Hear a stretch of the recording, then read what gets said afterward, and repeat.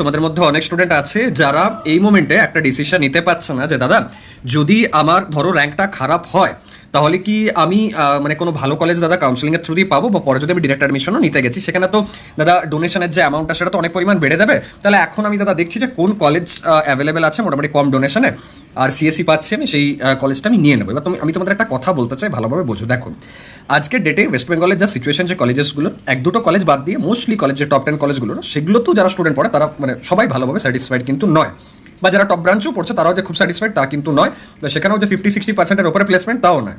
তাহলে গল্পটা হচ্ছে যে তুমি কোন কলেজ যাবে, এটাই তো বক্তব্য, এটাই যে আমি কোন কলেজ যাবো দাদা। তাহলে এরকম যদি পরিস্থিতি হয় তাহলে আমি ওয়েস্ট বেঙ্গলের বাইরে কোনো কলেজ যেতে চাই না, বা দাদা আমার অত ফিস অ্যাফোর্ড করার ক্ষমতা নেই, বা আমার প্যারেন্টসরা আমাকে পাঠাতে চান না বাইরে। তাহলে এইরকম সিচুয়েশনে তোমাকে দেখতে হবে যে কোন কলেজগুলো বেটার। আবারও বলছি, টপ বলছি না, আমি বলছি বেটার।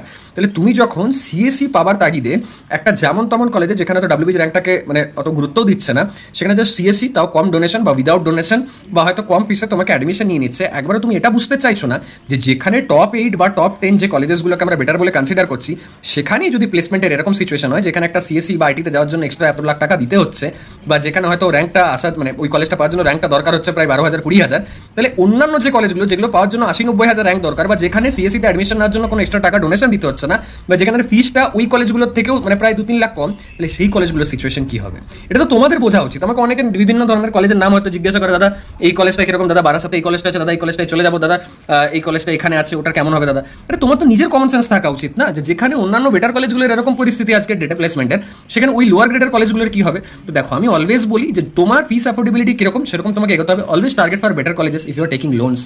ডিপেন্ড করে তুমি কিরকম ধরনের স্টুডেন্ট। যদি তুমি খুব ভালো স্টুডেন্ট হও, মানে ভালো স্টুডেন্ট মানে আমি বলছি না 90% পাওয়ার স্টুডেন্ট, বাট অ্যাটলিস্ট তুমি একজন হার্ডওয়ার্কিং হও, ঠিক আছে। কারণ টেকনিক্যাল লাইনে এবার আসছো, এখানে পার্সেন্টেজের থেকেও ম্যাটার করবে কমন সেন্স কতটা, তোমার স্কিল মানে গেইন করার অ্যাবিলিটি কতটা, এগুলো দিয়ে তুমি কতটা কি করতে পারছো নিজের ক্যারিয়ারে সেটা ম্যাটার করবে। তো তুমি যদি ওরকম ধরনের স্টুডেন্ট হও তাহলে তখন কলেজটা ম্যাটার করবে না, ব্রাঞ্চটা ঠিকঠাক হলেই চলবে। এবার তুমি যদি ধরো তুমি ওরকম স্টুডেন্ট নও, মানে তুমি পড়াশোনা মানে বই খাতার সাথে তোমার সেরকম সম্পর্ক নেই, সুসম্পর্ক নেই, তাহলে সেখানে তোমাকে অলওয়েজ দেখতে হবে যে আমি যেন একটা বেটার কলেজ পাই। সিএসসির মানে পেছনে দৌড়ালে চলবে না। তো তাহলে এইরকম থট রাখতে হবে নিজের সিচুয়েশন ওয়াইজ, নিজের কন্ডিশন ওয়াইজ। যদি 10 লাখ টাকা লোন নিয়ে নিচ্ছে কোনো জায়গা থেকে, তোমার মা বাবার হয়তো সেরকম ফিনান্সিয়াল অ্যাবিলিটি নেই, হয়তো মা বাবার পেনশন চলে, বা হয়তো কোনো জায়গায় কিছু মর্গেজ দিয়ে পার করছো, বা কোনো জায়গায় জমি বিক্রি করে পার করছো, তাহলে তোমাকে অলওয়েজ দেখতে হবে যে আমি যেন বেটার কলেজ পাই, সেই ইলেকট্রিক্যাল নিয়ে হোক বা মেকানিক্যাল নিয়ে হোক।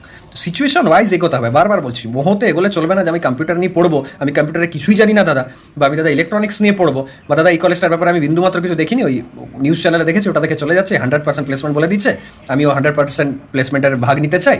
তো তাহলে পরে গিয়ে কিন্তু সাফার করবে, ঠিক আছে। আগাম আমি সাবধান করছি, আমার কাজ আমার দায়িত্ব তোমাদের ভালো চাওয়া, বাকি তোমাদের ডিসিশন। তোমরা কমেন্ট করে জানো কোন কোন কলেজগুলো খারাপ, তারপর আমি আরও ভিডিও আনবো।